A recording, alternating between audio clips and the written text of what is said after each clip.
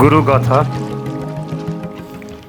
ભાગ 6 page number 260 પ્રસંગ આવ્યો છે નવો આજે ભક્તરાજ પાનાચંદભાઈ ગાંધી પૂજ્ય ગુરુદેવ જેવા સમર્થ સદગુરુના જોગથી અનેક એકાંતિક ભક્તો થયા છે. એમાંથી અનેક ભક્તોના પ્રસંગો આ જીવનગાથામાં જે તે સ્થળે લખાયેલા છે. ઉપરાંત કેટલાક ભક્તોનો સંક્ષિપ્ત પરિચય અહીં કરવામાં આવ્યો છે. આ ભક્તજનોમાં ભક્તરાજ પાનાચંદભાઈ ગાંધીનું નામ મોખરે છે. આમ તો સમગ્ર ગાંધી પરિવાર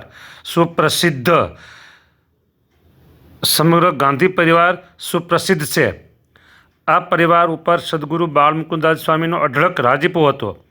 સદગુરુ નારાયણદાસજી સ્વામીએ માધવજી બાપા ગાંધીને આશીર્વાદ આપ્યા હતા કે શ્રીજી મહારાજ તમારા સંતાનોને અઢળક લક્ષ્મી આપશે. તેઓ કર્ણરાજા જેવા ઉદાર થશે અને ભગવાને દીધેલી લક્ષ્મીને સન્માર્ગે વાપરશે. આવા આશીર્વાદ સદગુરુ નારાયણદાસજી સ્વામીએ માધવજી બાપાને આપેલા. મોટા સદગુરુ સંતોએ ગાંધી પરિવારને આપેલા આશીર્વાદ ફેર્યા હતા. ગાંધી સંસની પેઢી ભારતભરમાં સુપ્રસિદ્ધ થઈ હતી. આ પરિવાર ઉપર લક્ષ્મીનો જે વરસાદ નથી થયો, ભક્તિનો વરસાદ પણ અનરાધાર થયેલો છે. આ પરિવાર ઉપર લક્ષ્મીનો જ વરસાદ નથી થયો, ભક્તિનો વરસાદ પણ અનરાધાર થયેલો છે. વિશાળ પરિવારમાં ઘરે ઘરે ઠાકોરજીના સિંહાસનો છે, સેવા પૂજા થાય છે. આ પરિવારમાં માણેકચંદ બાપા વ્યવહાર કુશળ ગણાય તો પાનાચંદ બાપા ભક્તિ કુશળ ગણાય. સમગ્ર ગાંધી પરિવારને સ્વામી જેવા એટલે કે પૂજ્ય ગુરુદેવ જેવા સદગુરુ પ્રત્યે અપાર શ્રદ્ધા રહી છે. આ મોટી વાત, આ વાત મોટી. મોટા સાચા સદગુરુમાં શ્રદ્ધા, મહિમા અને હેતપ્રીત હોવા જોઈએ. લ્યો, ગાંધી પરિવારમાં ભક્તરાજ પાનાચંદ બાપાની ભક્તિ અને સમજણ સર્વથી નોખા તરી આવતા હતા. સદગુરુ નારાયણદાસજી સ્વામી આ મુમુક્ષુજી ઉપર ખૂબ જ રાજી હતા. દોમ સાહેબી વચ્ચે પણ તેઓ મહારાજ જનકની જેમ નિર્લેપ ભાવે વર્તતા હતા. ગૃહસ્થાશ્રમી આસક્તિના પાશ એમને લાગ્યા ન હતા. મહારાજ જનકને યોગેશ્વરો પ્રત્યે જે શ્રદ્ધા અને પૂજ્યભાવ હતા, એવી જ શ્રદ્ધા અને પૂજ્યભાવ પાનાચંદ બાપાને પૂજ્ય ગુરુદેવ શાસ્ત્રીજી મહારાજ પ્રત્યે હતા. જો એવી વાતો છે ભાઈ. આ તો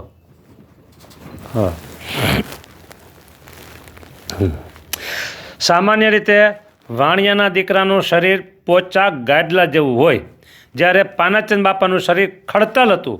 વ્રત, તપ, ઉપવાસથી એમણે પોતાનું શરીર વિશેષ ખડતલ બનાવ્યું હતું.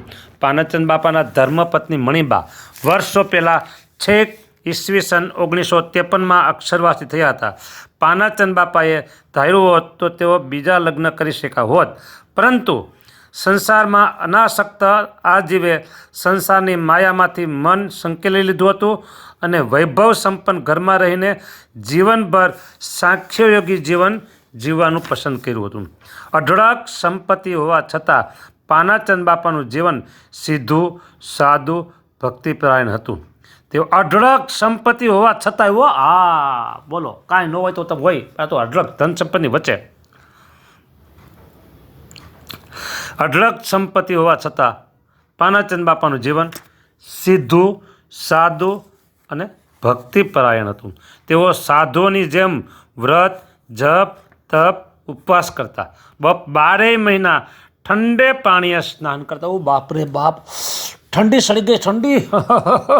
આવું નામ સાંભળી દો. હમણાં આવે છે, માઘ માસ આવે છે હમણાં, જોજો, ધ્યાન રાખજો. પાનાચંદ બાપાનો રસના ઇન્દ્રિય ઉપર ભારે કાબુ હતો. રસના ઇન્દ્રિયનો પ્રભાવ જબરો છે. રસના તો બરમુડાના ટ્રાયંગલ જેવી છે. બરમુડાના ટ્રાયંગલ જેવી. આ પહેલાં એક વાત આવી ગઈ હતી, પણ હવે પછી અત્યારે મને ભૂલાઈ ગઈ છે. કંઈક છે, કોઈકને પૂછવું પડશે અને તમને ખબર મને વાત કરજો. હા, પાનાચંદ બાપાનો રસના ઇન્દ્રિય ઉપર ભારે કાબુ અને કંટ્રોલ હતો. રસના ઇન્દ્રિયનો પ્રભાવ જબરો છે. રસના તો બરમુડાના ટ્રાયંગલ જેવી છે. એમાં ભલભલા જોગી જતીઓ પણ ડૂબી મરે છે. Oh my God.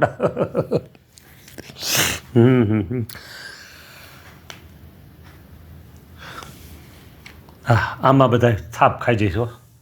કેમાં? રસના ઇન્દ્રિયમાં. જો તમને કહું, સાંભળજો ને.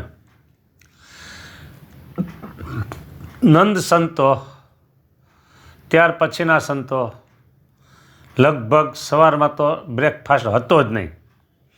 અને આ સેવક રાજકોટ ગુરુકુળમાં સાધુ થયા ત્યારે પણ અમારે ભૂલે ચૂકે સવારે ભોજનાલય તરફ જવાય જ નહીં.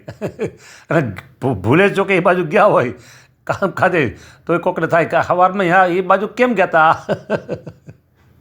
બરાબર.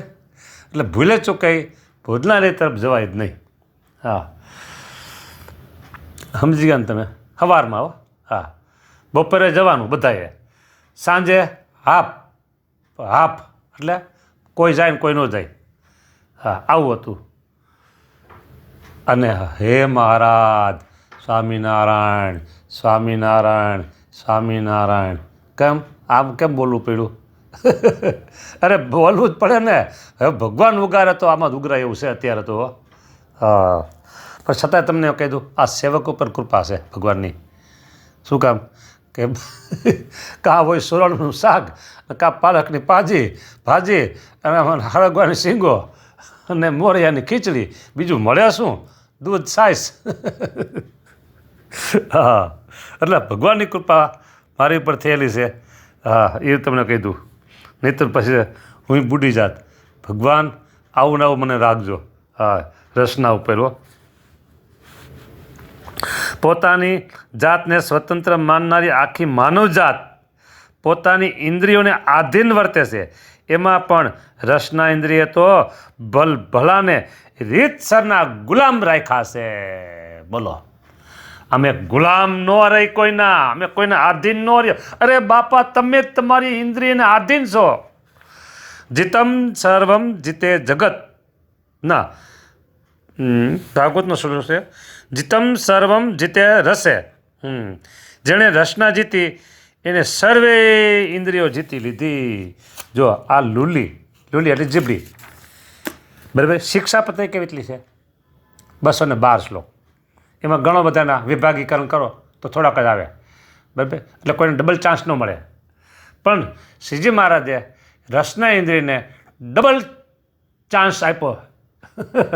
શું ડબલ ચાન્સ આપ્યો? કે સર્વે ઇન્દ્રિય જીતવી એમ કીધું. પછી આગળ ચાલતા વળી કે રસના ઇન્દ્રિય વિશેષ જીતવી. કે જો શિક્ષાપત્રીમાં 2 વાર રસના ઇન્દ્રિયની ઉપર કંટ્રોલ મેળવવા માટે શ્રીજી મહારાજને આમાં સમય ફાળવવો પડ્યો. સમય ફાળવવો પડ્યો નહીં, એમાં શું કહેવાય, એ સ્પેસ આપવી પડ્યો. નાનકડી શિક્ષાપત્રીમાં રસના ઇન્દ્રિય માટે 2 વખત સ્પેસ ફાળવી. બોલો. ભગવાન શ્રી સ્વામિનારાયણે શિક્ષાપત્રીમાં સાધુઓને આદેશ કર્યો. આવ્યું પાછું, હજી બોલું છું ત્યારે આવ્યું. સર્વેન્દ્રિયાની જયાની રસના તો વિશેષ હતો. બરાબર. બધી ઇન્દ્રિય જીતવી, રસનાને વિશેષ જીતવી. લ્યો, સાધુએ રસના ઇન્દ્રિયને વિશેષ કરીને જીતવી.